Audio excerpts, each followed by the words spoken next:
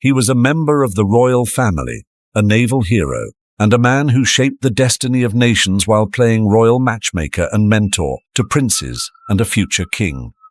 From the bloody fields of World War II to the chaos of India's partition, to his influence behind the scenes in the British royal family, Lord Louis Mountbatten's life was as illustrious as it was controversial. This is the extraordinary story of Lord Louis Mountbatten, 1st Earl Mountbatten of Burma, who stood at the crossroads of history, leaving behind a legacy marked by both triumph and tragedy. History's Most Fascinating Figures, Part 35. Louis Francis Albert Victor Nicholas Battenberg was born on June 25, 1900, into one of Europe's most influential families. His great-grandmother was Queen Victoria, and his father, Prince Louis Alexander of Battenberg, was a Please subscribe and help me reach 1,000 subscribers. Your one comment and one push can truly change my life. Decorated naval officer, serving as First Sea Lord. His mother, Princess Victoria of Hesse, was a German princess, and his older sister Louise would become the Queen of Sweden, while his sister Alice was the mother of the future Prince Philip. Raised amidst the grandeur and opulence of royalty, Louis was not destined for the throne, but rather for a life of service to it. Inspired by his father's distinguished naval career, Louis was determined to follow in his father's footsteps and one day attain the same heights. With a deep sense of royal duty and naval tradition instilled in him, he set his sights on forging his own path to military glory. He attended the prestigious Royal Naval Colleges at Osborne and Dartmouth. At just 16, Mountbatten joined the Royal Navy during the final years of World War I, assigned to the battlecruiser HMS Lion, and later to the battleship HMS Queen Elizabeth. He witnessed the harsh realities of naval warfare. Although his role was limited by his youth, these formative experiences gave him a first-hand view of the devastation and sacrifices of military service. He developed a love for naval strategy and leadership that would define his future career, sharpening skills that would later fuel his passion for restoring Britain's influence on the world stage. The war also offered him a front-row seat to the crumbling of empires, a lesson in power and legacy that would stay with him for the rest of his life. It was during this time that King George V changed the royal family's name from Saxe-Coburg and Gotha to Windsor, curbing anti-German sentiment. Louis's family followed suit, adopting the new surname Mountbatten. During the interwar period, Mountbatten's naval career advanced rapidly and his personal life flourished. In 1922, he married Edwina Ashley, a wealthy and glamorous heiress, and together they became a symbol of high society, mingling with political and military elites worldwide. The couple had 2 daughters, Patricia and Pamela. Mountbatten's expertise in communications and naval strategy earned him recognition within British military circles, and in 1934 he received his first command on the destroyer HMS Dairy. His charm and connections also made him a prominent figure in British society, and he even served as personal naval aide-de-camp to King Edward VIII. But perhaps his most enduring legacy from this period was his role as a royal matchmaker. In 1939, during a royal visit to the Dartmouth Royal Naval College, Mountbatten arranged for his nephew, Prince Philip of Greece and Denmark, then a young naval cadet, to be the personal escort for Princesses Elizabeth and Margaret. It was during this famous visit that the future Queen Elizabeth is said to have fallen in love with Philip. This matchmaking effort laid the foundation for one of the most iconic royal marriages of the 20th century. Mountbatten's influence within the royal family grew, as did his bond with Prince Philip, whose naval career and future marriage were deeply influenced by Mountbatten's guidance.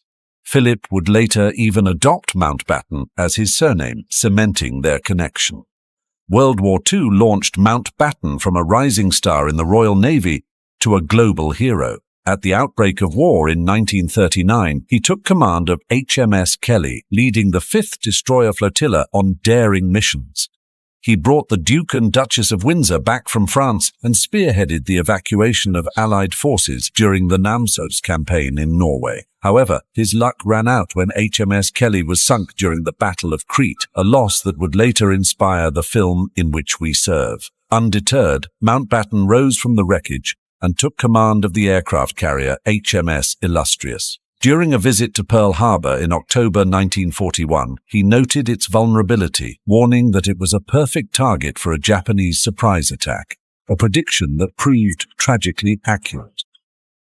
Mountbatten, a favorite of Winston Churchill, was then appointed Chief of Combined Operations. He masterminded ambitious projects, from developing underwater oil pipelines used for the D-Day landings to orchestrating the Bruneval raid, which provided crucial intelligence on German radar technology. Not all his efforts were celebrated. His plan for the Dieppe raid ended in disaster, with heavy losses in an amphibious assault on the German-held port of Dieppe in France. Though costly, the hard lessons learned from Dieppe would prove instrumental in the success of the Normandy landings on D-Day. In January 1943, Mountbatten attended the Casablanca Conference in Morocco as part of Churchill's staff. Later that year, Churchill appointed him Supreme Allied Commander of Southeast Asia Command, promoting him to acting Full Admiral. Mountbatten's bold and sometimes controversial leadership style earned him both admiration and criticism. His strategic ingenuity and hands-on approach solidified his reputation as a formidable commander. Yet he was also critiqued for his willingness to take risks. Nevertheless, his successes were undeniable. His leadership was pivotal in the Allied recapture of Burma from Japanese forces, and he accepted the formal surrender of Japanese forces in Singapore from General Seishiro. In recognition of his service, King George VI honored him with the title Earl Mountbatten of Burma.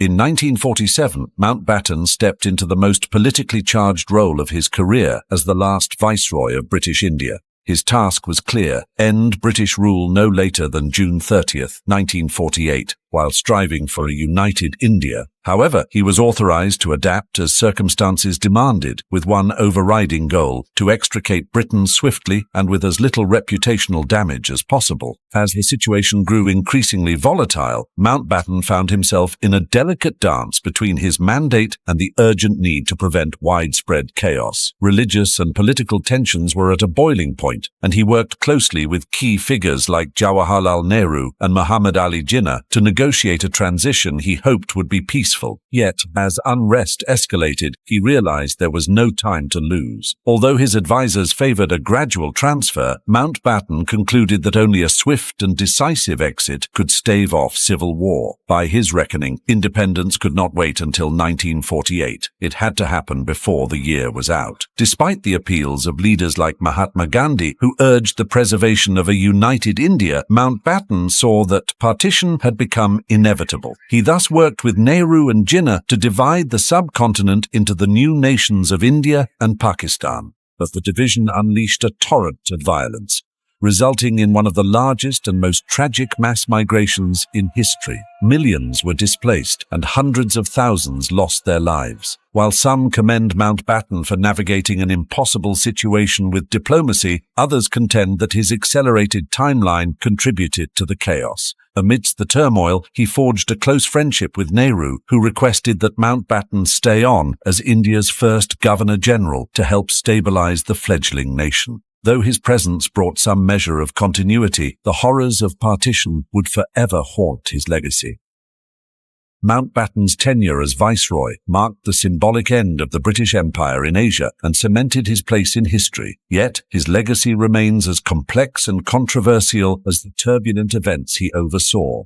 After his service in India, Mountbatten quickly resumed his distinguished military career in Britain. Rising swiftly through the ranks, he became Vice Admiral in 1949 and later Commander-in-Chief of the Mediterranean Fleet and NATO Commander Allied Forces Mediterranean, achieving full admiral status in 1953. In 1955, he reached the pinnacle of his naval career as First Sea Lord, the same position his father once held, which had fueled Mountbatten's lifelong ambitions. This marked the first time in British history that both father and son held this prestigious role. In 1959, he was appointed Chief of the Defence Staff, Britain's highest military position, where he led modernization efforts for the Cold War, including the unification of the Admiralty, War Office and Air Ministry into a centralized Ministry of Defence. Amidst these professional milestones, Mountbatten faced a personal tragedy in 1960 with the sudden loss of his wife, Edwina. Although their marriage had often been strained, her death had a profound impact on him, and he continued her legacy of humanitarian work. Despite this personal setback, Mountbatten remained in his position until 1965, when he was relieved by Prime Minister Harold Wilson. Mountbatten's influence extended far beyond military matters, and he became a trusted advisor to both political leaders and the British royal family. Beyond his official duties, Mountbatten's most enduring legacy was his mentorship of his great-nephew, Prince Charles.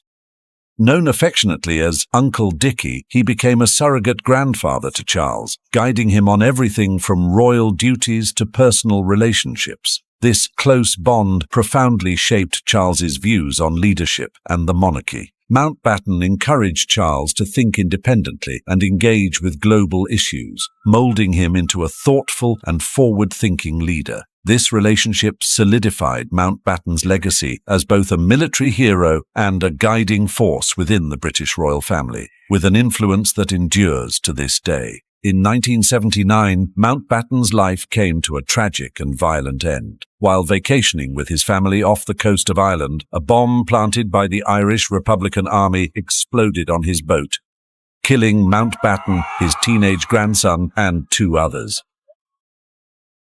The assassination shocked the world, sending waves of grief through Britain and the royal family. Both India and Burma observed periods of mourning, reflecting Mountbatten's lasting international influence. For Prince Charles, the loss of his beloved mentor was deeply personal, marking the end of an era and leaving a lasting void.